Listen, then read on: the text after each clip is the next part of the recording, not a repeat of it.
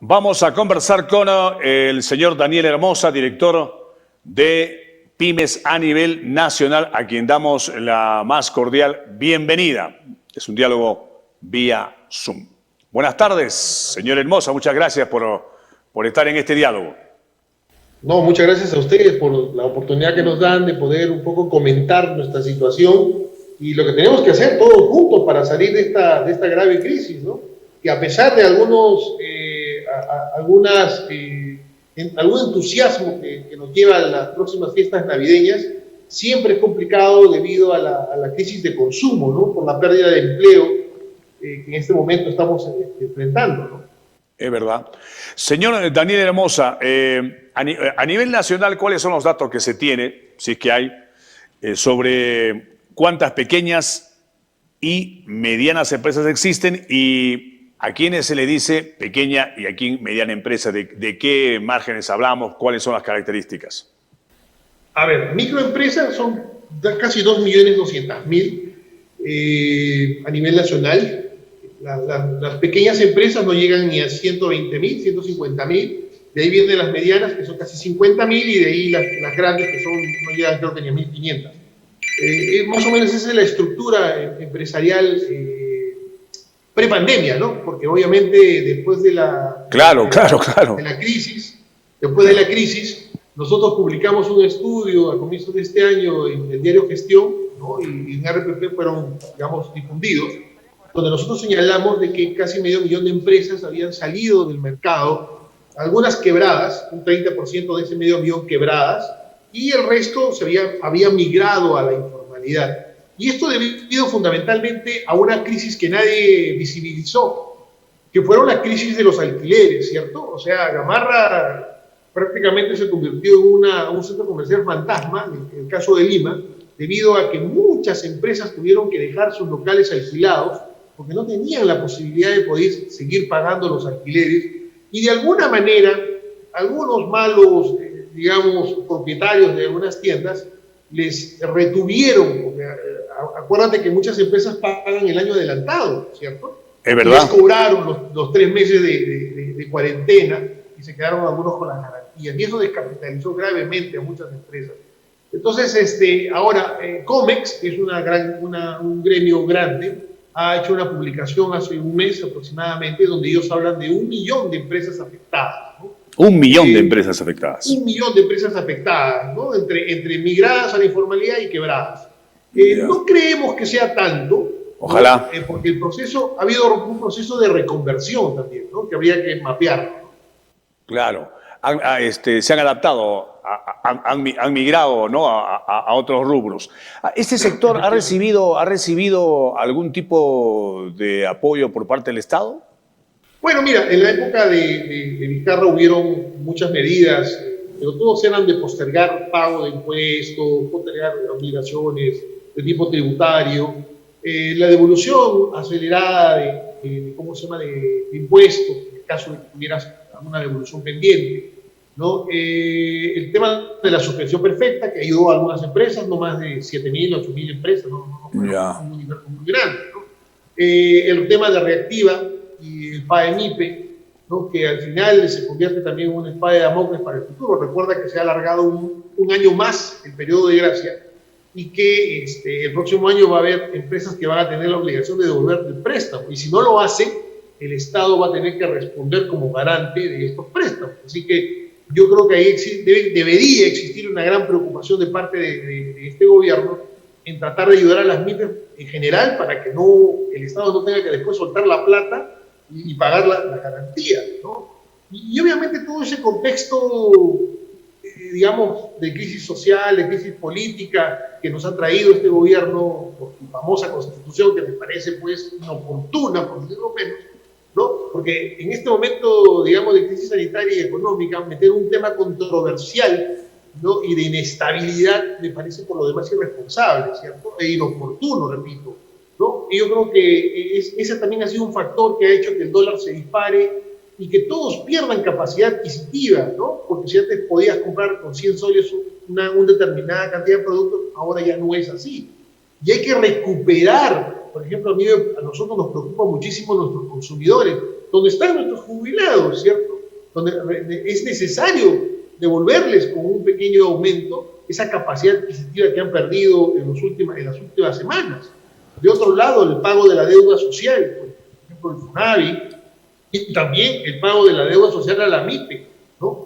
Ahora escuchaba que hablaban de municipalidades. A propósito de eso, hay cientos de empresarios que tienen facturas pendientes de pago de ejercicios anteriores, ¿cierto? Por millones de soles a nivel nacional, que son los famosos devengados, y que si el Estado los cumpliera con ese pago, ¿cierto?, ayudaría muchísimo a recuperar capital y a dinamizar la economía.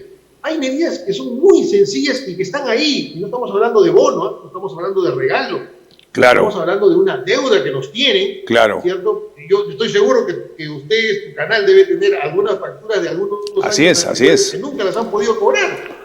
Ahora, estamos conversando con el señor Daniel Hermosa, director de Pymes a nivel nacional. Este mapa que usted nos ha descrito al comienzo de la cantidad de pequeñas y medianas empresas que hay en nuestro país, ¿todas estas empresas trabajan en forma formal? Claro, son las formales. Las cifras que te he dado son las formales. Ya. Se supone que las informales deben estar aproximadamente entre los 2,5 millones y 3 millones de unidades, digamos, empresariales, ¿no? Ya. No son formales, pero son emprendimientos, ¿cierto? Que también dan mucho empleo. Mira, el empleo formal que da la micro y pequeña empresa formal está antes de la pandemia, alrededor de los 5 o 6 millones de puestos de trabajo, Ya. ¿cierto? Formales. Pero la diferencia, casi 8 millones, 7, 8 millones, lo da el sector informal, ¿cierto? Increíble, Entonces, es un sector, aunque no lo creas, importante porque le da empleabilidad a mucha gente. Lógico. No tiene seguro, no tiene beneficios laborales, pero dinamiza la economía de alguna manera. Y ellos también han perdido empleo. Ese sector ha perdido muchísimo empleo. Entonces, todo este panorama de falta de consumo se debe justamente a eso. Y ahí la responsabilidad del Estado de darle, digamos, el impulso a las compras estatales, dar paz social, tranquilidad, predictibilidad. No sabemos qué va a pasar mañana, a quién van a nombrar de ministro. Estamos realmente preocupados por ese tipo de cosas. Otro tema. Deberíamos estar preocupados en reactivar la economía. Esos datos que usted dio hace un instante sobre cómo podría el gobierno ayudar, ¿no?, a este sector bien golpeado, ¿ya ustedes como gremio se lo han hecho conocer al Ejecutivo o al Parlamento? Bueno, el Parlamento sí. Hace 20 minutos hemos estado con la gente, con los asesores de la congresista Katy Ugarte, ¿no? Que está muy interesada en apoyar algunos emprendimientos vinculados a las mujeres bodegueras del Perú, a las empresarias bodegueras, que nos parece muy saludable.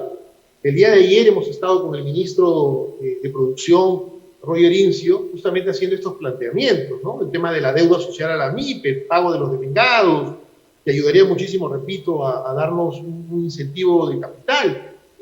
Poner un presupuesto mayor para las compras Mi Perú, que es un programa muy importante que ayuda a dinamizar la economía de la micro y pequeña empresa, y de esa manera también se satisface las necesidades del Estado: uniformes para la policía, camas, escritorios, para salud y el MINSA también hay núcleos ejecutores que están en este momento trabajando. Y el próximo año se va a repetir la necesidad del Estado, ¿cierto?, por más insumos para que pueda seguir funcionando.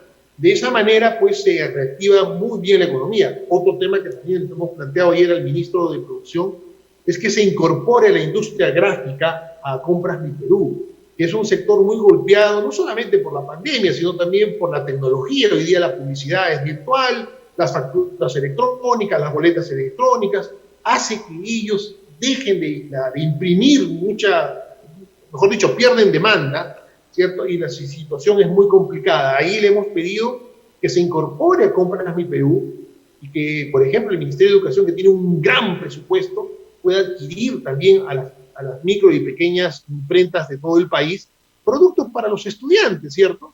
Y también hemos pedido, le hemos propuesto, sugerido, que se cree un proyecto de fabricación de chompas, ¿cierto?, para los escolares. Dios mediante, el próximo año debemos volver, no sé si al 100%, pero va a volver muchos jóvenes y niños van a volver a las aulas y se va a requerir, obviamente, los uniformes escolares. Así que un poco en eso hemos venido trabajando con el señor ministro, ¿cierto? Para que bueno, nos ayude a la reactivación económica y a la generación de puestos de trabajo. Qué bueno.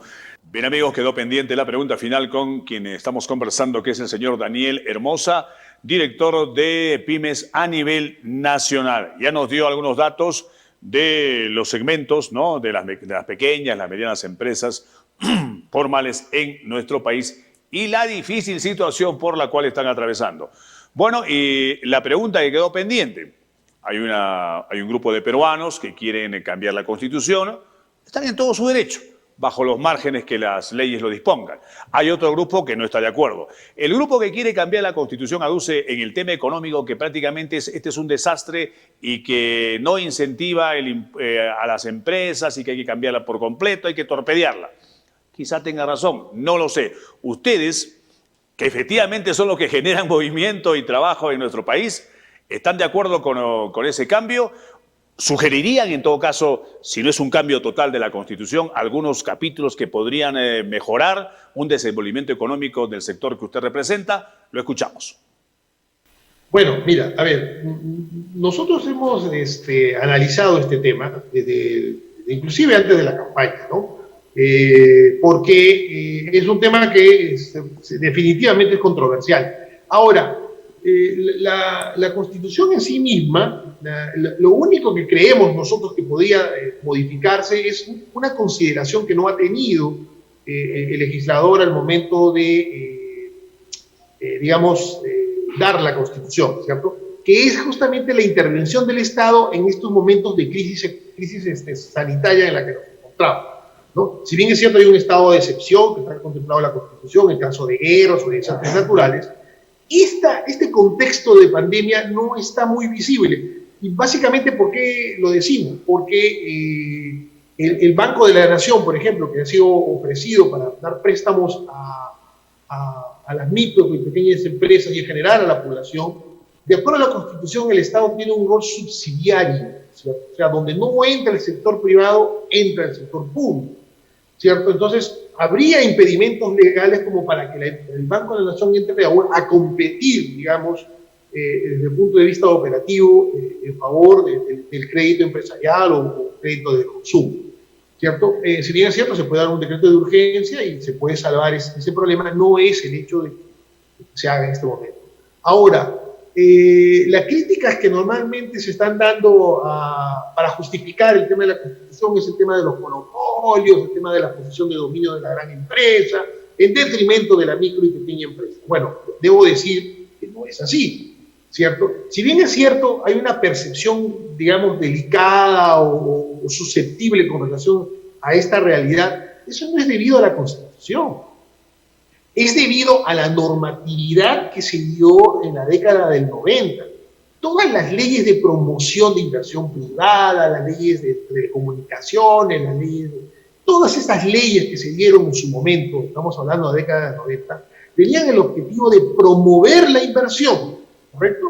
De tal manera que las empresas que podían venir acá, el Estado les ofrecía cierto margen de protección, porque nuestro mercado no era un mercado consumista, era un mercado más bien venía de una hiperinflación, ¿no? Con pérdida de empleo, o sea, era una crisis terrible. Entonces, se tuvo que dar normas que le dieron cierto blindaje a las empresas que querían venir a invertir al Perú.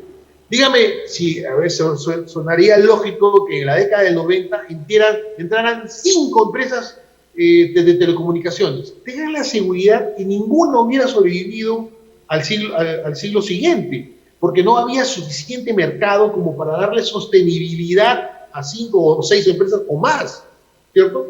Entonces se dio normas que le dieron cierto privilegio a una empresa en particular para que pudiera invertir con la seguridad de recuperar esa inversión. El problema está que ese tipo de normas que le dieron cierto blindaje se han quedado, obedecían a un espacio distinto, a un al de ahora, claro, distinto. Es verdad. Entonces, cuando ya el mercado comenzó a dinamizarse, debió haberse evolucionado esas normas. Las normas no evolucionaron, se quedaron protegiendo ese no monopolio, ojo, sino protegiendo ese privilegio que tenían las grandes empresas. Que se entendía en ese momento. Claro, que en era válido en ese momento. momento. Era lógico. Claro, era tiene usted razón. Era un desastre el Perú. Sí, pues nadie quería, entonces, es verdad. Entonces estamos confundiendo la necesidad de un cambio de constitución que desde nuestro punto de vista no es necesario. Hay que conversarlo, sí, pero no hay que imponerlo para comenzar. Y realmente el problema son esas leyes que no tienen nada que ver con la Constitución, que dieron cierto, digamos, privilegio a algunas empresas para que pudieran crecer, que era lo normal, ¿cierto? Es lo normal. Y aparte de eso, en el tema minero, era la competencia la que hizo que el Estado peruano diera normas que privilegiaran. La minería tiene hoy, yo tengo 5 denuncios en diferentes partes del mundo. ¿En cuál voy a decidir invertir el próximo año? Entonces veo la legislación, oye, mira, el Perú me está dando 5 años de no pagar impuesto a la renta, y en cambio el otro me lo cobra. No, mejor me voy al Perú, ¿no? Porque no me está cobrando 5 años. Puedo recuperar mi inversión con una amortización acelerada de bienes. Entonces, me es más atractivo. ¿Cuánto invierto? 10.000 millones, 12.000 millones de dólares. ¿Qué preferimos? No sé, o sea, yo no entiendo. ¿Qué preferimos? ¿12.000 millones de dólares de inversión sin pagar renta o simplemente no tener nada de inversión? O sea, realmente esas normas fueron para ese momento. Hay que evolucionarlas, debemos hacerlo. Eso es fundamental. Pero de verdad creo yo de que hay una confusión entre echarle la culpa a la Constitución de estados que no dependen de la Constitución, sino de la normatividad que no evolucionó en su momento. La explicación que usted acaba de dar va a contribuir, entiendo yo, para tener muy claro ese tema. Señor Daniel Hermosa, director de las pymes a nivel nacional, muchas gracias por esta conversación con Canal 21. Estaremos conversando ya en otro momento sobre este interesante tema y el aporte de las pymes a nuestro país y también cómo tienen que ir recuperándose y la obligación del Estado para poder buscar caminos adecuados. Muy amable, muchas gracias. Muchas gracias. Muy gentil. Un abrazo, hasta luego.